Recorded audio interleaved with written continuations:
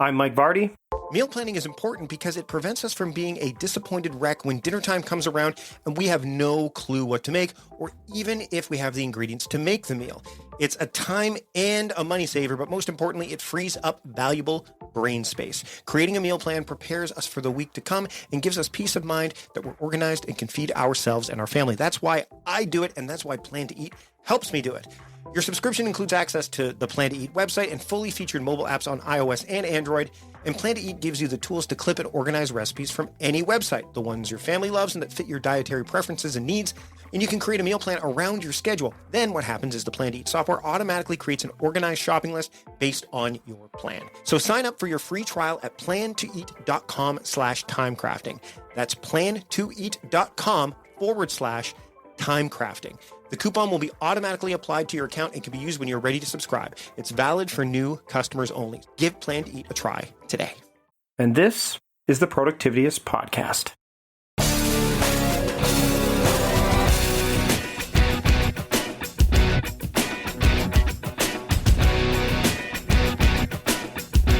So I had a chance to meet Lisa Woodruff in San Diego when I was in the warm climate of FinCon, and she wasn't at FinCon, but we were at a party together and had a great conversation. Now, Lisa, if you don't know her, she's a professional organizer. She's a productivity specialist and the author of The Mindset of Organization. Take back your house one phase at a time. And she believes that organization is not a skill you are born with, but it's a skill that's developed over time and changes with each season of life. I could not agree more. I wanted to have her on the show to talk about not just that stuff in a broader sense, but a tactic she uses called the Sunday basket. Want to hear more? Stay tuned. Here's my conversation with Lisa Woodruff on the Productivityist Podcast. Lisa Woodruff, welcome to the show. Thank you so much for having me. I'm excited because we had the chance to see each other in San Diego not too long ago.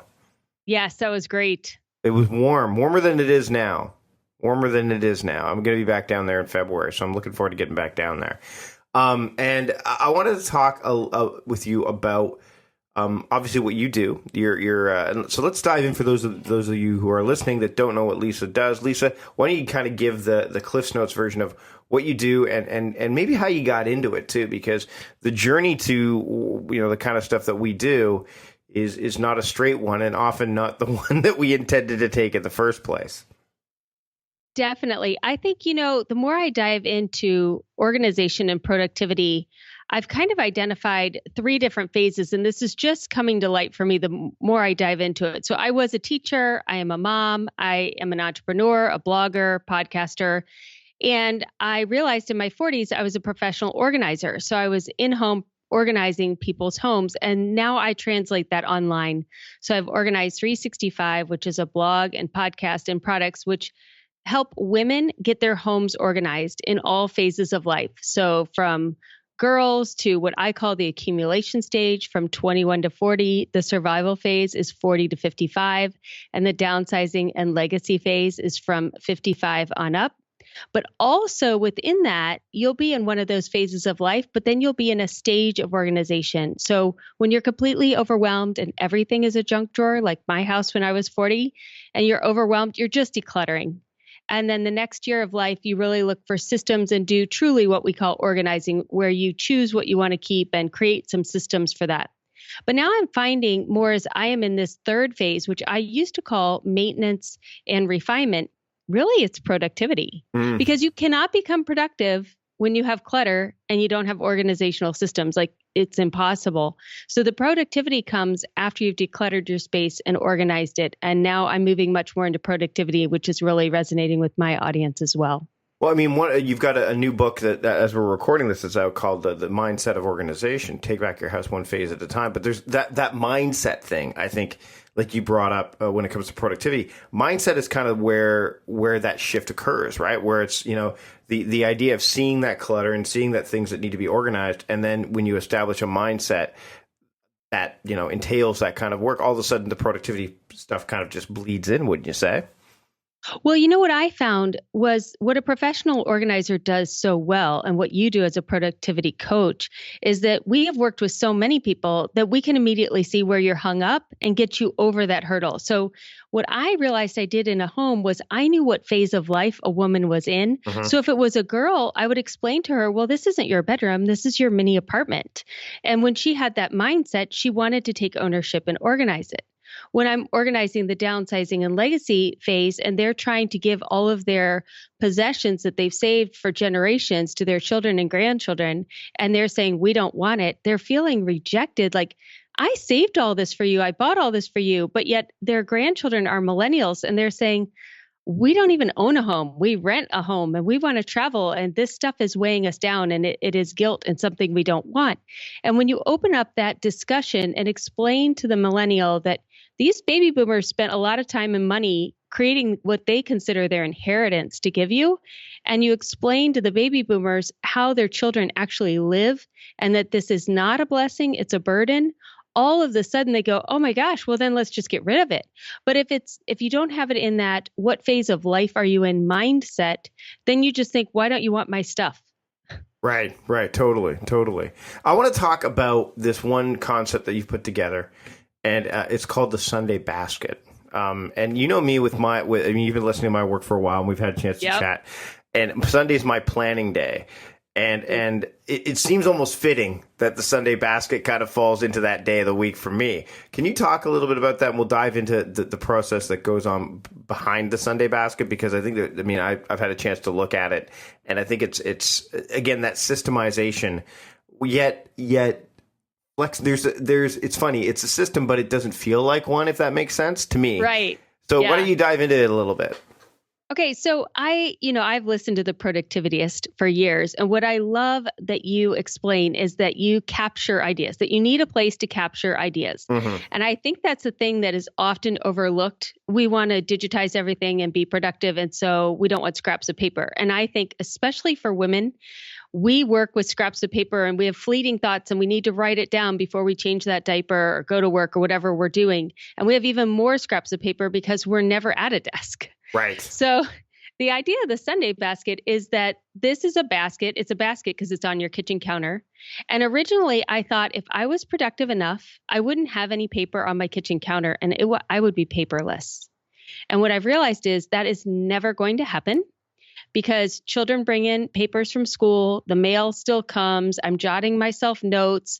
I buy something at the hardware store that I need to fix around the house. Where do you put that until you actually fix it? So I decided to make my kitchen counter paper pile pretty. And I used a basket. So I just put all the paper and any little odds and ends that I had bought to mend something or fix something in this basket. But the problem with a pile or a basket is that you don't go through it on a regular basis. So the Sunday basket is pretty, but you go through it every Sunday. And the key is you have to completely empty the basket. Like you take every single thing out of the basket and put it on the table or the floor next to you with an empty basket. And then you touch every single thing and you ask yourself one question.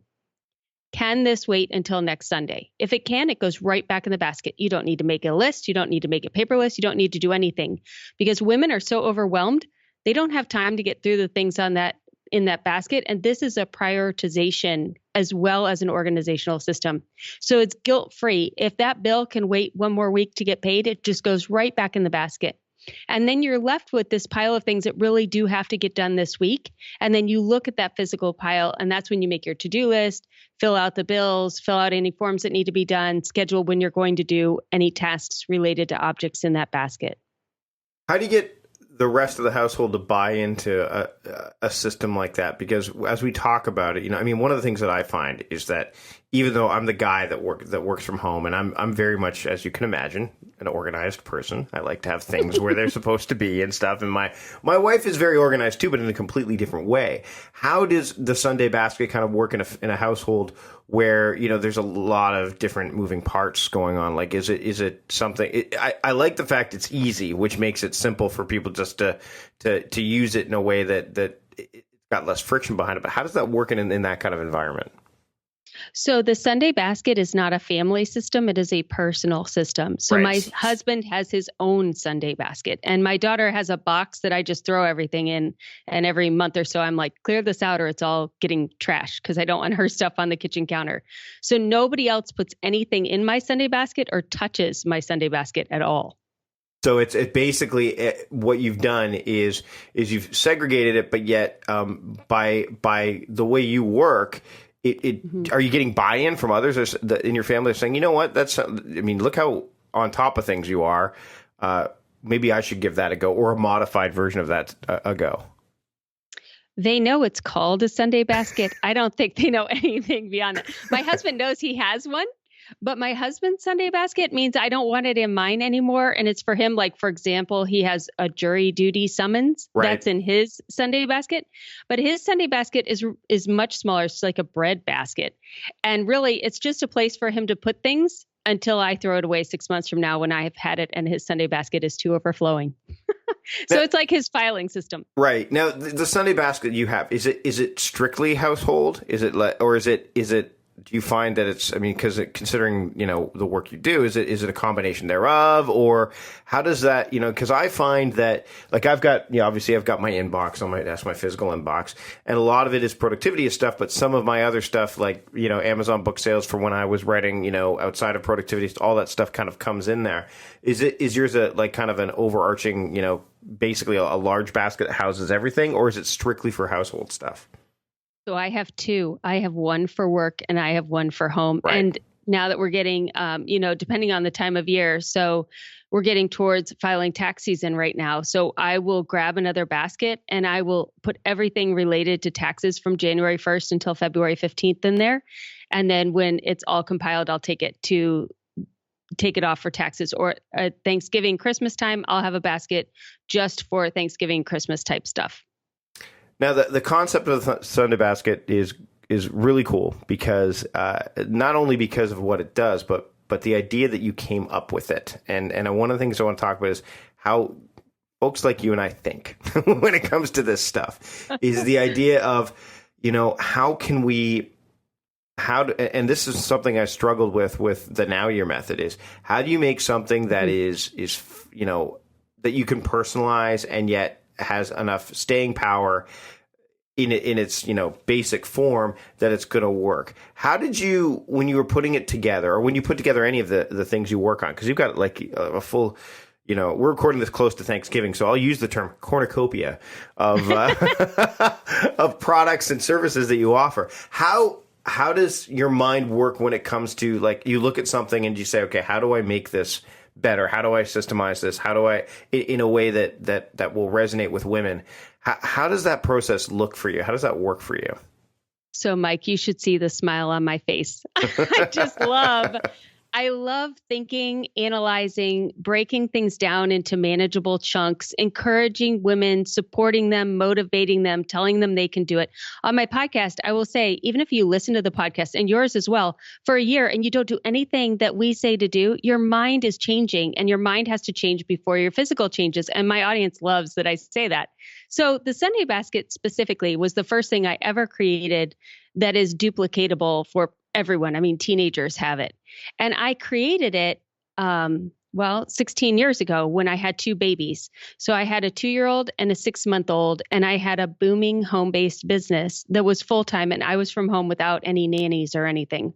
Wow. And so I had all of this paper on my kitchen counter, like literally 18 inches worth of paper, just individual sheets. And they were orders for my business, adoption paperwork, medical paperwork. My kids had medical issues, bills, everything was in there. And I was making great money, but the bills were late because I wasn't getting them paid. And I'm an organized person, but I could not keep up with adopting 2 kids that close together with a booming business, not taking a maternity leave, and, just assimilating everything at me. I couldn't keep up.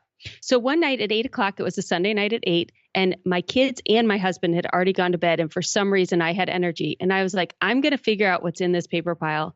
And I sat on the family room floor, and it took me until midnight to divide it out into the piles so that all the bills were together and all the orders that needed to place were together and all the emails I needed to reply to were together. And this was 2002. So I was still mailing newsletters. I had a lot more mail, a lot more paperwork. And so I put all of that, I had a basket. I put all of it in a basket. And what I did was I put each of those sets of papers into their own slash pockets. You know, those pockets that go into binders? Yep. They're color coded. So I had 40 of these slash pockets in this basket. But what was awesome was my 2-year-old would only take a 20-minute nap. He never slept. He's a wolf like you. I love that podcast episode you guys had. I'm reading The Power of When. I bought it right away. Yep. So he's a wolf. So he never slept as a baby. So when he would fall asleep, when I went to that big stack of paper, I couldn't get anything done. By the time I figured out what to do, he was awake and I was making no progress. As soon as I did this system, he fell asleep on Monday. I grabbed the top. I hadn't figured out the whole system yet, but I grabbed the first slash pocket and I was able to place orders, and he woke up and I had done something. I had been productive again. And I was like, okay, this is going to work. This is going to work. And then I continued to refine it from there. How during that period of time, obviously when you have young children at home, because there was a point where I was working from home with my son, and he was, he was in daycare for part of the time, but not all the time. How did you navigate those waters? Because I know definitely I have some listeners that are, taking, whether they're men or women, that are taking care of their kids from home, running their home-based business. Like how did you navigate those waters, and how do you suggest that those who are trying to do this, going beyond obviously the Sunday basket stuff that we've talked about, but how do you help those people say, okay, look, we know there's this intersection of home and life stuff that's happening in your home. How do you help them kind of gain traction and move things forward and not feel like they're drowning in anything that's overwhelming them? Well, I think we just have to go to realism. And in the United States, the Pew Research Institute says that it takes 28 hours to maintain a home each week without children. That's grass cutting. So 28 hours a week, that's more than a part-time job just to maintain your home. If you have children and you don't have childcare and you're trying to work, I mean, you might as well just jump in the deep end and go to the bottom, because you cannot do a part-time housekeeping job and a full-time parenting job and a full-time working job without help. So if you're working, what I did first is I hired somebody to clean the house. For some reason, they can get it done in 3 hours and it takes me 8 every time. So that's definitely a win-win. And then the second thing I did is I hired a nanny only on Wednesdays. She came at 8 and she ended at 6, and she had dinner made by the time I left. So it was only a 10-hour working day. But because I knew I had that Wednesday, I was so productive on that day. Like I put all of my tasks on that day, and then I hired a 5-hour assistant on Thursday. So when I was done on Wednesday, I made the assistants list on Thursday. So with the housekeeper, the nanny, and the assistant, I was able to work 30 to 40 hours a week with just that one 10-hour nanny. But I had to hire help. I mean, you have to make choices. You can't do it all. No, it's interesting. I mean, I know that again, going to the book that you've written where you talk about, the idea of going paperless and getting rid of everything that didn't spark joy. We know where you're pointing at with that book, and color coordinating your wardrobe. I mean, it's funny. A lot of people will come to my place and they'll say, "Oh, look at all the paper you've got." I'm like, "Yeah," and they're like, "Wow, I thought you'd be a paperless person." And I kind of, if you listen to the episode with Brooks Duncan where he talks about going paperless, it's about intentional use of paper. I think that's the key, right? Or being intentional with paper regardless. And then, I love Courtney Carver's project, 333 when it comes to the wardrobe stuff. But the point is that you can personalize it. You don't have to be someone who doesn't have any paper, who has very limited wardrobe, so that you have limited choices, et cetera, et cetera. You can be productive in and around those. It's about the frameworks you create, right?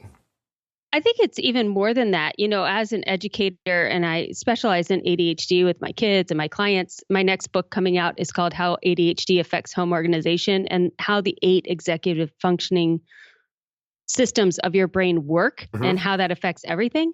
I am a paper person. I have a little bit of a dyslexia, and I see in colors. Like I see in colors even when there aren't colors. A little bit weird.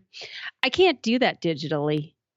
And I have to write it down. It's not even that I have to keep the paper, but the writing it down makes it go deeper in my brain. So when I go to my Sunday basket, like the amount of little postcards, notes, Post-it notes that are in there are ridiculous.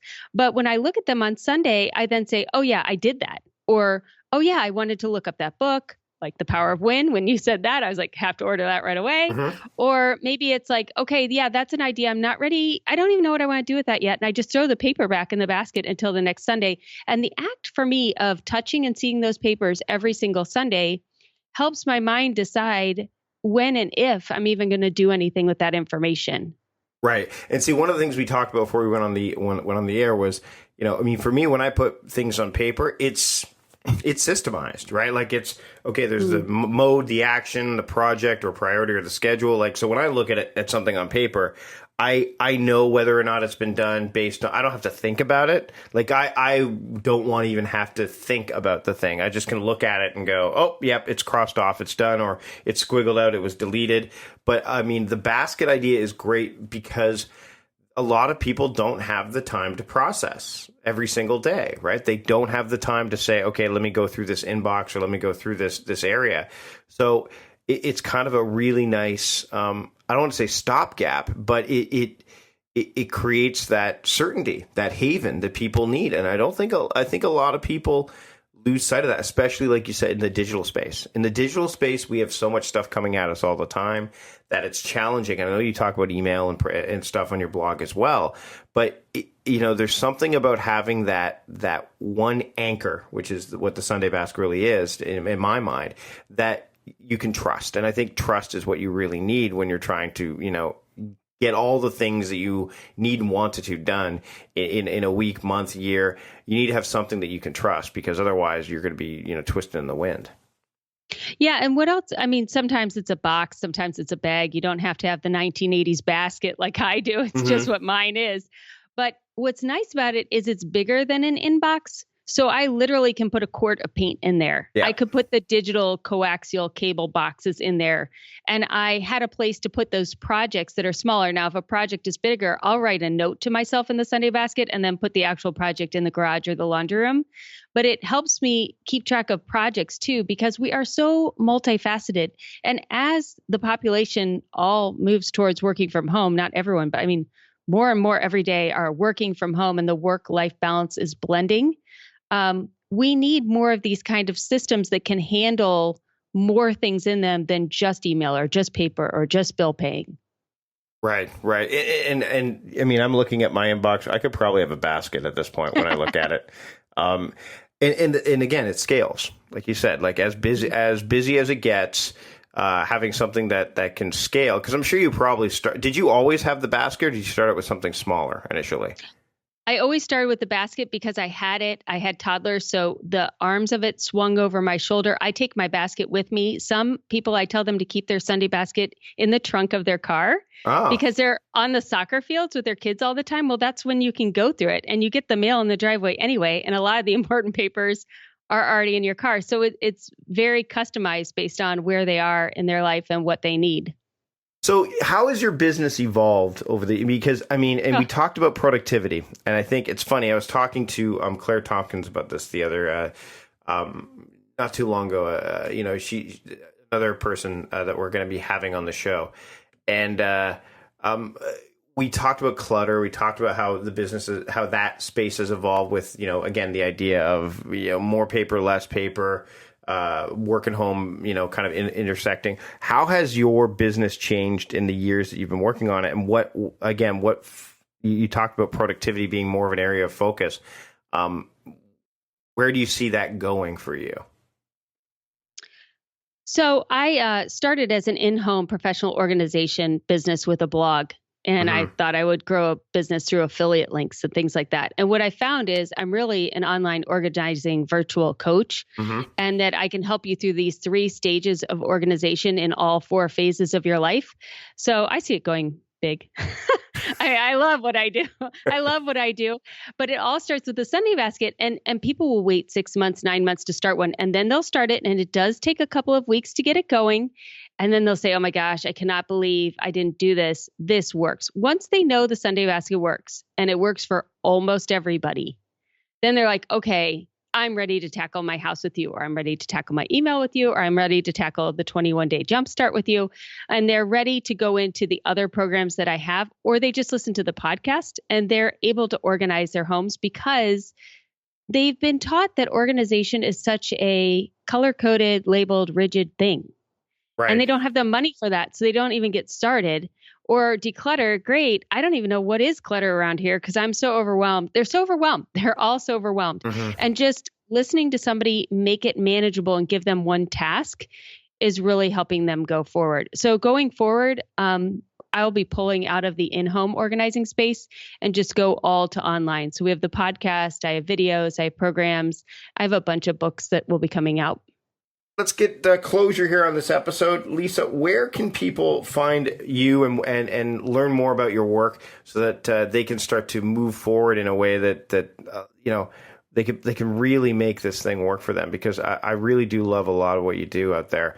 And I think the Sunday Basket's a fantastic idea, and I think more of my listeners definitely need to dive into it. Well, thanks. You can find everything at organize365.com. And if you just put /start, that'll give you the basics of getting started with the Sunday Basket, getting started with the yearly challenge. And I am Organize365 everywhere. So Twitter, Facebook, Instagram, any of the social medias, I am Organize365. Awesome. Lisa, thanks for joining me this week on the show. Thank you. This was awesome. Thanks so much, Mike. Now, you don't have enough of Lisa yet because there's a lot more that we can dive into. In fact, we do. We talk about the different printables she has, things that she offers at her website, and Patreon supporters are going to get to hear that and more as a bonus episode that you can hear in the catalog that we have. Now, it may already be out as you're listening to this. It may not. But that's the beauty part about a bonus. You just never know when it's going to be there. And there's lots of great bonus materials. In fact, the stuff within the bonus materials you won't even know is going to be there until you dive into it. So head over to patreon.com/productivityist. Become a Patreon supporter, and you'll be able to get perks and bonus materials and products, and you'll get this podcast that much earlier. The weekly episodes come to you earlier. That's new for 2017. More content for you, more great productivity stuff from Productivityist. Head over to patreon.com/productivityist and join in the community there today. Big thanks to Lisa for joining me on the show this week. Big thanks to all of you. And by the way, if you can't support the show through Patreon, please leave us a rating and review in iTunes or wherever you're listening to this podcast. So John Polstra, the podcast producer, myself, can continue to make the show better and better week in and week out. That's it for this week. Thanks so much for joining me. Until next time, I am Mike Vardy, the host of the Productivityist podcast and founder of Productivityist, reminding you to stop guessing and start going.